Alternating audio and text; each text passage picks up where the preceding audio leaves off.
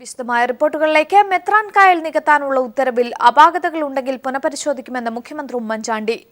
കായൽ നികത്താൻ അനുമതി നൽകിയ തീരുമാനം പിൻവലിക്കണമെന്ന് VM സുധീരനും ആവശ്യപ്പെട്ടു. അതേസമയം കായൽ നികത്താൻ അനുമതി നൽകിയതിൽ കോടികളുടെ അഴിമതിയെന്ന് കോടിയേരി ബാലകൃഷ്ണൻ ആരോപിച്ചു.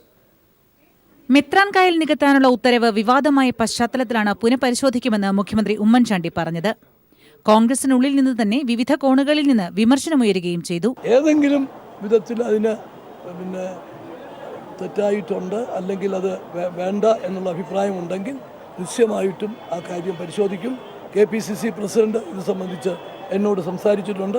അത് ഞങ്ങൾ പരിശോധിക്കും. കായൽ നികത്താൻ അനുമതി പിൻവലിക്കണമെന്ന് KPCC അധ്യക്ഷൻ VM സുധീരൻ ആവശ്യപ്പെട്ടു. ഈ കാര്യം സംബന്ധിച്ച് KPCCക്ക് കൃത്യമായ ഒരു നിലപാടുണ്ട്.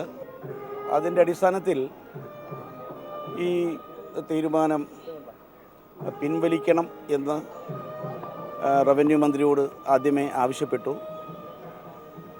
ഇന്നലെ വൈകിട്ട് മുഖ്യമന്ത്രിയുമായും ആഭ്യന്തര വകുപ്പ് മന്ത്രിയുമായും സംസാരിക്കാൻ അവസരം കിട്ടിയിരുന്നു. അവരുമായും ഇതേ സംബന്ധിച്ചിടത്തോളം ആശയവിനിമയം നടത്തിയിട്ടുണ്ട്. കായൽ നികത്താൻ അനുമതി നൽകിയതിൽ കോടികളുടെ അഴിമതിയെന്ന് CPIM സംസ്ഥാന സെക്രട്ടറി കോടിയേരി ബാലകൃഷ്ണൻ ആരോപിച്ചു. LDF അധികാരത്തിലെത്തിയാൽ മന്ത്രിസഭാ തീരുമാനങ്ങൾ പുനഃപരിശോധിക്കുമെന്നും കോടിയേരി പറഞ്ഞു. 425 ഏക്കർ കായലും നെൽവയലും നികത്താൻ അനുമതി കൊടുത്തിരിക്കുകയാണ്. കോടിക്കണക്കിന് ഉറുപ്പികളുടെ അഴിമതിയാണ് ഇതിന്റെ പിന്നിലുള്ളത്. ഈ 3 മന്ത്രിസഭായോഗം ചേർന്ന് 822 ഫയലുകളിലാണ് തീരുമാനം ഉണ്ടാക്കിയത്. ഈ 822 തീരുമാനങ്ങളും അഴിമതി നിറഞ്ഞ തീരുമാനങ്ങളാണ് ഗവൺമെന്റ് കൈക്കൊണ്ടത്. ഫേസ്ബുക്ക് പോസ്റ്റിലൂടെയാണ് DGP ജേക്കബ് തോമസ് നിലം നികത്തലിനെതിരെ പ്രതികരിച്ചത്. കായൽ നികത്തൽ ശ്രമങ്ങൾ സൂര്യതാപമേൽക്കുന്നവരുടെ ശാപമോ എന്നായിരുന്നു ജേക്കബ് തോമസിന്റെ പോസ്റ്റ്. തെരഞ്ഞെടുപ്പ് പെരുമാറ്റച്ചട്ടം നിലവിൽ വരുന്നതിന് തൊട്ടുമുൻപാണ് മെത്രാൻ കായൽ നികത്താൻ റവന്യൂ വകുപ്പ് ഉത്തരവിട്ടത്. കോട്ടയം കുമരകത്തെ മെത്രാൻ കായലിലെ 378 ഏക്കർ റെക്കിൻഡോ ഡെവലപ്പേഴ്സ് പ്രൈവറ്റ് ലിമിറ്റഡിനും അനുബന്ധ കമ്പനികൾക്കും ടൂറിസം പദ്ധതികൾക്കായി നികത്താം എന്നായിരുന്നു ഉത്തരവ്. വിവിധ ബ്യൂറോകൾക്കൊപ്പം ന്യൂസ് ഡെസ്ക്. തെരഞ്ഞെടുപ്പ് പ്രഖ്യാപനത്തിന് തൊട്ടുമുമ്പ് വനഭൂമി പതിച്ചു നൽകുന്ന ചട്ടങ്ങളിലും സർക്കാർ ഭേദഗതി വരുത്തി. പതിച്ചു നൽകിയ വനഭൂമിയിൽ പാറഖനനമാകാമെന്നാണ് ഭേദഗതി നിർദ്ദേശം. ക്വാറി മാഫിയയ്ക്ക് വേണ്ടി തയ്യാറാക്കിയ ചട്ടഭേദഗതിയുടെ പകർപ്പ് പീപ്പിൾ TVക്ക് ലഭിച്ചു. പശ്ചിമഘട്ടം ക്വാറി മാഫിയയ്ക്ക് തീരെഴുതുന്നതിന് ഭൂപതിവ് ചട്ടങ്ങളിൽ ഭേദഗതി വരുത്തിയത് നേരത്തെ വിവാദമായിരുന്നു. ഇതിനു പിന്നാലെയാണ് മറ്റു വനമേഖലകളിലെ ക്വാറി മാഫിയകൾക്ക് വേണ്ടി വനഭൂമി പതിച്ചു നൽകൽ ചട്ടത്തിലും ഭേദഗതി വരുത്തുന്നത്. ഭൂമി കൃഷിയോഗ്യമാക്കുന്നതിനായി പാറഖനനമാകാമെന്നാണ് പുതിയ ഭേദഗതി. ലാൻഡ് റവന്യൂ കമ്മീഷണറേറ്റിൽ കഴിഞ്ഞ ദിവസം തയ്യാറാക്കിയ ഭേദഗതി നിർദ്ദേശത്തിന്റെ പകർപ്പാണ് പീപ്പിൾ പുറത്തുവിടുന്നത്. കൃഷിക്കല്ലാതെ മറ്റാവശ്യങ്ങൾക്ക് ഭൂമി ഉപയോഗിച്ചാൽ പട്ടയം റദ്ദാക്കുമെന്ന വ്യവസ്ഥയും പുതിയ നിർദ്ദേശത്തിൽ ഒഴിവാക്കിയിട്ടുണ്ട്. പതിച്ചു കിട്ടിയ ഭൂമിയിൽ 1 വർഷത്തിനകം ഉടമ താമസിക്കണമെന്ന വ്യവസ്ഥയും കരടിൽ നിന്ന് ഒഴിവാക്കിയിട്ടുണ്ട്. സമയപരിധി 30 വർഷമാക്കണമെന്നാണ് പുതിയ നിർദ്ദേശം. 1970-ലെ വനഭൂമി പതിവ് ചട്ടമനുസരിച്ച് പതിച്ചു നൽകിയ ഭൂമിയിലധികവും വൻതോതിൽ പാറസമ്പത്തുണ്ട്. കൃഷിയോഗ്യ വനഭൂമി പതിച്ചു നൽകൽ ഭേദഗതി ചട്ടം 2016 എന്ന് പേരിട്ട പുതിയ നിർദ്ദേശങ്ങൾ കൃഷിക്ക് വേണ്ടിയല്ല, വൻതോതിലുള്ള പാറഖനനം ലക്ഷ്യമിട്ടാണെന്നും വ്യക്തം. ഭേദഗതി അടിയന്തര പ്രാധാന്യത്തോടെ നടപ്പാക്കണമെന്നും നിർദ്ദേശമുണ്ട്. പവിത്രമായ പരിസ്ഥിതി നിയമങ്ങളെല്ലാം മാഫിയകൾക്ക് വേണ്ടി കാറ്റിൽ പറത്തുകയാണ് റവന്യൂ വകുപ്പ്. വനഭൂമി പതിച്ചു നൽകൽ ചട്ടങ്ങളിൽ വരുത്തിയ പുതിയ ഭേദഗതി നിർദ്ദേശമാണ് ഏറ്റവും ഒടുവിലത്തെ ഉദാഹരണം. MR സജേഷ്, തിരുവനന്തപുരം. പിളർപ്പിന് ശേഷമുള്ള കേരള കോൺഗ്രസ് എമ്മിന്റെ ആദ്യ സ്റ്റിയറിംഗ് കമ്മിറ്റി യോഗം കോട്ടയത്ത് പുരോഗമിക്കുകയാണ്. ഫ്രാൻസിസ് ജോർജിന്റെ കൊഴിഞ്ഞുപോക്ക് സൃഷ്ടിച്ച ആഘാതം, സീറ്റ് വിഭജനം തുടങ്ങിയ വിഷയങ്ങൾ സ്റ്റിയറിംഗ് കമ്മിറ്റിയിൽ ചർച്ചയാകും.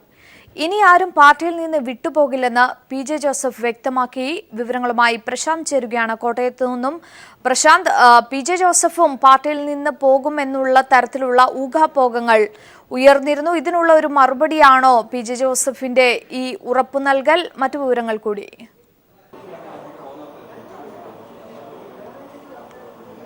തീർച്ചയായിട്ടും ഫ്രാൻസിസ് ജോർജിൻ്റെ കൊഴിഞ്ഞുപോക്കിന് ശേഷം നേരിട്ടിരുന്ന ഒരു പ്രതിസന്ധിയും ആഘാതവും കേരള കോൺഗ്രസ് സംബന്ധിച്ച് വലിയൊരു തിരിച്ചടി തന്നെയാണ്. ഈ ഒരു സന്ദർഭത്തിലാണ് PJ ജോസഫ് കൂടി ഈ ഫ്രാൻസിസ് ജോർജിനൊപ്പം പോകുമെന്ന ചില ഊഹാപോഹങ്ങൾ പറയുന്നിരുന്നു. ഇതിൻ്റെ അടിസ്ഥാനത്തിലാണ് പാർട്ടിയിൽ നിന്ന് ആരും പോകില്ലെന്നും ഉള്ള ഒരു ഉറപ്പ് സ്റ്റിയറിംഗ് കമ്മിറ്റി യോഗത്തിൽ നൽകാൻ PJ ജോസഫ് നിർബന്ധിതനായത്. ഒപ്പം ഈ ഒരു കാരണം അതേസമയം ഫ്രാൻസിസ് ജോർജിനെ തള്ളിപ്പറയാൻ PJ തയ്യാറായില്ല എന്നതും വളരെയധികം ശ്രദ്ധേയമാണ്. മാത്രമല്ല, ഇപ്പോൾ UDF-നെ സംബന്ധിച്ച് കഴിഞ്ഞ ദിവസം ഒരു ഉഭയകക്ഷി ചർച്ച കോൺഗ്രസും കേരള കോൺഗ്രസും തമ്മിൽ നടന്നിരുന്നു. പാർട്ടിയുടെ വലിപ്പത്തിനനുസരിച്ചുള്ള സീറ്റുകളായിരുന്നു പാർട്ടി ചെയർമാൻ KM മാണി ആ യോഗത്തിൽ ആവശ്യപ്പെട്ടിരുന്നത്. എന്നാൽ തങ്ങൾക്ക് ഇപ്പോൾ നിലവിലെ സാഹചര്യത്തിൽ സീറ്റ് നൽകാനാവില്ല എന്ന നിലപാട് കോൺഗ്രസ് സ്വീകരിക്കുകയും പൂഞ്ഞാർ, ഏറ്റുമാനൂർ, കുട്ടനാട് അടക്കമുള്ള കോൺഗ്രസ് തിരികെ നൽകണമെന്ന് കോൺഗ്രസ് ആവശ്യപ്പെടുകയും തന്നെ ഉണ്ടായിരുന്നു. ഈ ഒരു സാഹചര്യത്തിൽ ഇനി തങ്ങളുടെ സീറ്റുകളൊന്നും തന്നെ, പ്രത്യേകിച്ച് പൂഞ്ഞാർ അടക്കമുള്ള സീറ്റുകൾ കൊടുക്കില്ല എന്ന നിലപാടിൽ തന്നെ ഉറച്ചു നിൽക്കാനുള്ള സ്റ്റിയറിംഗ് കമ്മിറ്റി യോഗത്തിൽ അദ്ദേഹം അറിയിക്കുകയും ചെയ്തു. മാത്രവുമല്ല, കേരള കോൺഗ്രസിൻ്റെ വില കുറച്ച് കാണാനുള്ള ചില തന്ത്രങ്ങളാണ് കോൺഗ്രസിൻ്റെ ഭാഗത്തു നിന്നും ഉണ്ടായിക്കൊണ്ടിരിക്കുന്നത്. പാർട്ടിയെ ഇകഴ്ത്തി കെട്ടുന്ന ചില തീരുമാനങ്ങളുണ്ടാകുന്നു. ലീഗിനോട് സ്വീകരിക്കുന്ന സമീപനമൊന്നും തന്നെയല്ല തങ്ങളോട് എടുക്കുന്നത്. ലീഗിനോട് കോൺഗ്രസ് സ്വീകരിക്കുന്ന സോഫ്റ്റ് കോർണർ തങ്ങളോട് ഇല്ല എന്നുള്ള അഭിപ്രായം തന്നെ ഉയർന്നു കഴിഞ്ഞിരിക്കുന്നു. മാത്രമല്ല, 10-ാം തീയതി തിരുവനന്തപുരത്ത് നടക്കുന്ന സീറ്റ് ചർച്ചയിൽ സീറ്റുകൾ ഏതൊക്കെ വേണം എന്നുള്ള കാര്യത്തെക്കുറിച്ചുള്ള ഒരു തീരുമാനങ്ങളെല്ലാം തന്നെ ഒരു കരട് രൂപം നൽകുന്നതിന് തന്നെയാണ് സ്റ്റിയറിംഗ് കമ്മിറ്റിയിൽ തീരുമാനമാകുക. അത് മാത്രവുമല്ല, സ്റ്റിയറിംഗ് കമ്മിറ്റി യോഗം ഇപ്പോൾ പുരോഗമിക്കുകയാണ്. പ്രശാന്ത്, ലീഗിനുള്ള പരിഗണന പോലും കേരള കോൺഗ്രസ് എമ്മിന് ലഭിക്കുന്നില്ല എന്നുള്ള ഒരു പരാതിയാണ് കെ മാണിയുടെ ഭാഗത്തു നിന്ന് ഉണ്ടായിരിക്കുന്നത്. അത്തരത്തിൽ പൂർണ്ണമായ ഒരു അവഗണന കോൺഗ്രസിന്റെ ഭാഗത്തു നിന്ന് ഉണ്ടാകുന്നു എന്നുള്ള ഒരു വിലയിരുത്തൽ അതായിരുന്നു ഇന്ന് ഉടലെടുത്തതും.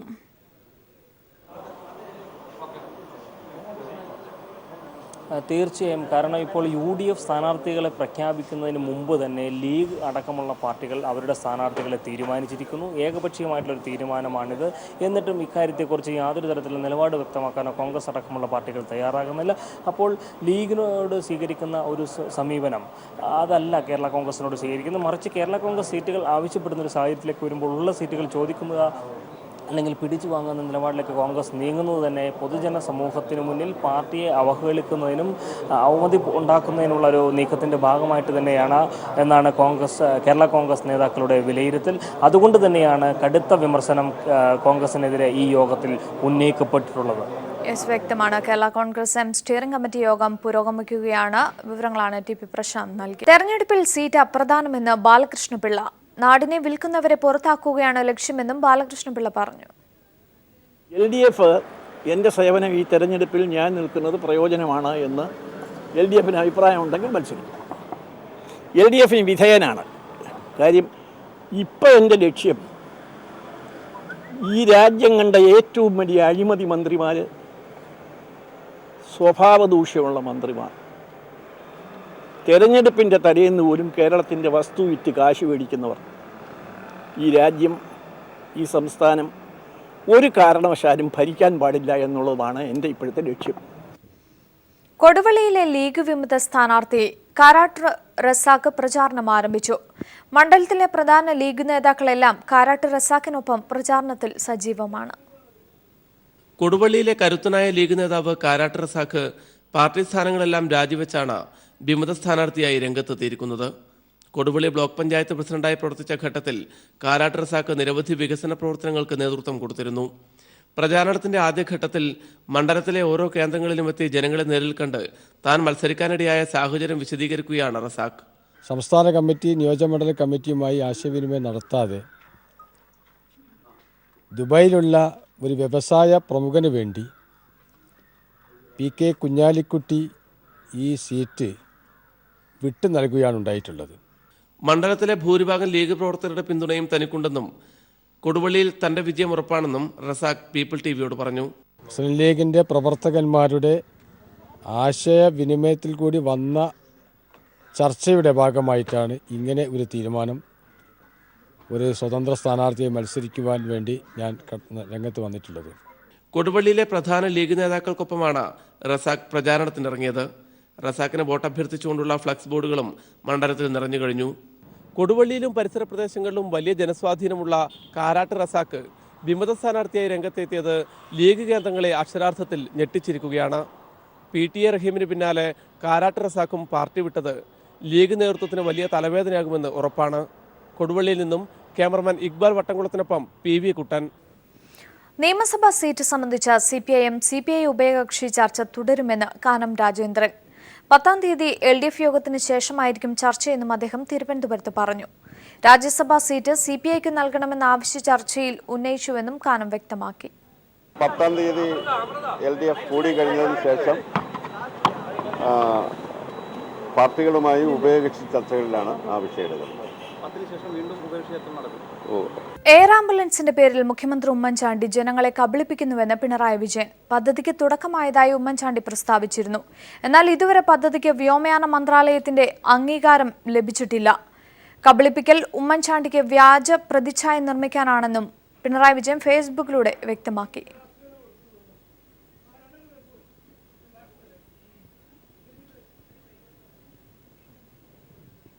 ഡെപ്യൂട്ടി കളക്ടറെ കൊണ്ട് പൊറുതിമുട്ടി ലക്ഷദ്വീപ് അഗത്തി നിവാസികൾ.